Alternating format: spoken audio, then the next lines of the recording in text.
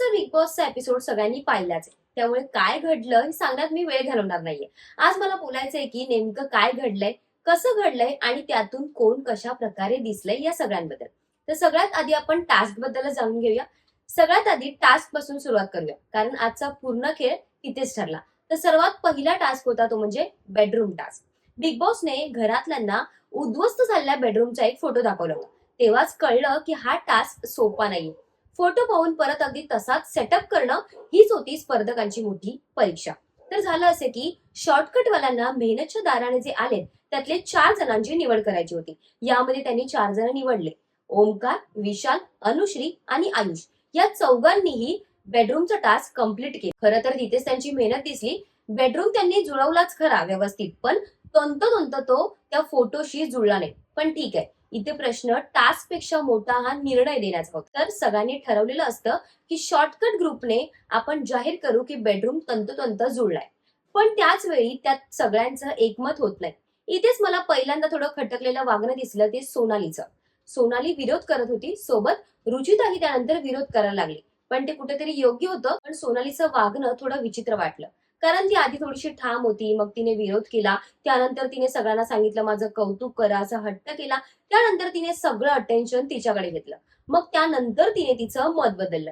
हे कुठेतरी थोडंसं प्रामाणिकपणाचं लक्षण नाही वाटलं. इथे मला वाटलं टास्क पेक्षा तिचा अटेन्शनचा जो खेळ सुरू आहे तो चालू होता.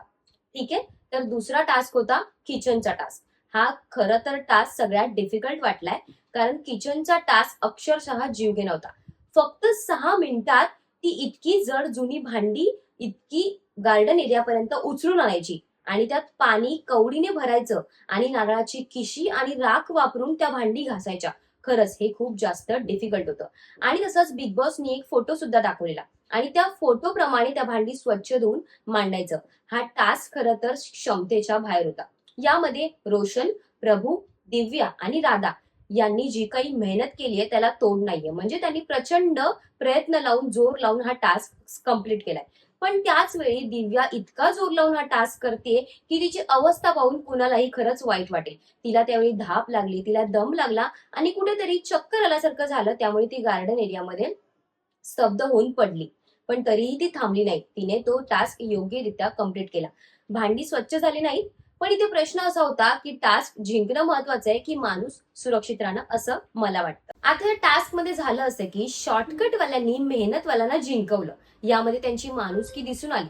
हा निर्णय मला कुठेतरी योग्य वाटतोय. पण बिग बॉसच्या नियमांनुसार हा निर्णय खरंच चुकीचा होता आणि म्हणूनच अनफेअर असल्यामुळे बिग बॉस कुठेतरी चिडले.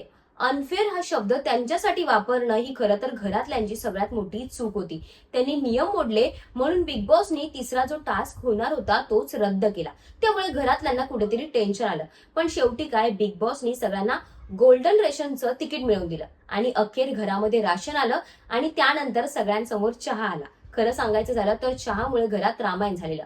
पण चहा घेतल्यानंतर सगळ्यांची डोकी जरा कुठेतरी शांत झाली आणि त्यानंतर बिग बॉसच्या घरामध्ये असं हसी मजाकचं वातावरण निर्माण झालेलं.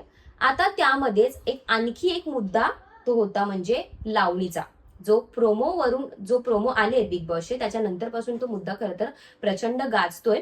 खरं तर हा सेन्सिटिव्ह मुद्दा आहे. पण दीपालीचं मत कुठेतरी थोडंसं योग्य वाटलं, अयोग्य वाटलं असं तर नाही म्हणता येणार. पण बघूया. तिने बार डान्स, वेस्टर्न स्टेप्स त्याला लावणी म्हणणं हे चुकीचं आहे असं तिचं म्हणणं होतं. कुठेतरी प्राजक्तानेही दीपालीच्या या गोष्टीला सहमत आहे असंच दर्शवलं.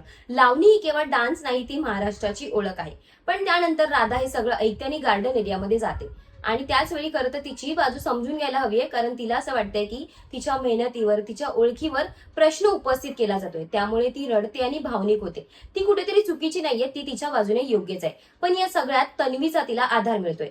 इथे कुठेतरी मला तन्वीची बाजू योग्य वाटली, कारण तन्वी सतत भांडताना दिसते, पण कुठेतरी ती राधाची बाजू घेते. त्यामुळे तिच्यातला जो माणुसकीचा हेतू आहे किंवा तिच्यातली जी माणुसकी आहे ती कुठेतरी दिसून येते. आता उजाडलाय बिग बॉसचा दुसरा दिवस आणि तिथे खरं बिग बॉसच्या घरातलं खरं चित्र पाहायला मिळालंय, कारण कामावरून बिग बॉसच्या घरात भांडणं झाले. सोनाली मी काम करणारच नाही असं वागणं कुठेतरी मला योग्य वाटलं नाहीये. पण घरात सगळे एकत्र राहतात तर दुसऱ्यावर कामाचा भार पडू नये म्हणून एकमेकांना मदत केली पाहिजे. पण सोनाली तसं करत नाहीये.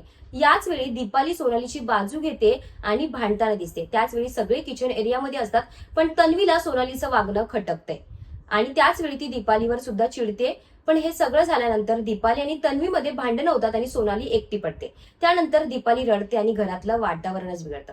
तर इथे मला असं वाटतंय की दीपाली असा भावनिक खेळ घेऊन खेळते आणि त्याच वेळी तन्वी थेट बोलते आणि सोनाली मुद्दाम सगळ्यांची फिरकी घेताना दिसते. त्यानंतर पुढे राकेश आणि विशालचंही कामावरून भांडण होतात. राकेश सतत घरच्यांना सूचना देताना आपल्याला पाहायला मिळालाय, जसं की फ्रीजमध्ये ज्या भाज्या असतात त्या उचलायच्या किंवा टॉवेल जिथे पडलाय वॉशरूम मध्ये त्या उचलायच्या. त्यामुळे तो घरातल्यांना कुठेतरी इन्स्ट्रक्शन देतोय. पण हे सगळं सुरू असताना विशाल त्याला असं म्हणतोय की तू अजून कॅप्टन नाहीयेस. ते कुठेतरी मला योग्य वाटलं, कारण अजून कोणताही टास्क किंवा काही घडलं नाहीये. कोणीही असं वागणं चुकीचंच आहे. त्यामुळे कुठेतरी तो घरावर अधिराज्य गाजवतोय असं दिसलं. एकंदरीत काय, आजचा भाग असं सांगतोय की बिग बॉस म्हणजे फक्त टास्क नाहीये, जिंकणं नाहीये. बिग बॉस म्हणजे आहे टीम वर्क आणि इगो कंट्रोल. आज काही लोक पॉझिटिव्ह दिसले, काही लोक ओव्हर ऍक्टिंग करताना दिसले आणि काही लोकांचा खरा स्वभाव काय आहे तो दिसला. आता मला तुमचं मत हवंय. आजचा टास्क तुम्हाला फेअर वाटलाय का, किंवा सोनालीचं वागणं तुम्हाला योग्य वाटलंय का? आणि महत्वाचं म्हणजे लावणीच्या मुद्द्यावर तुम्ही कोणाच्या बाजूने आहात, दीपालीच्या की राधाच्या? या सगळ्यामध्ये घरातलं कोण तुम्हाला योग्य वाटतंय हे आम्हाला यांची नावं कमेंट करून नक्की कळवा. आणि याच्याच बिग बॉसचे अपडेट जर तुम्हाला जाणून घ्यायचे असतील तर मराठी मनोरंजन विश्वला सबस्क्राईब करायला विसरू नका.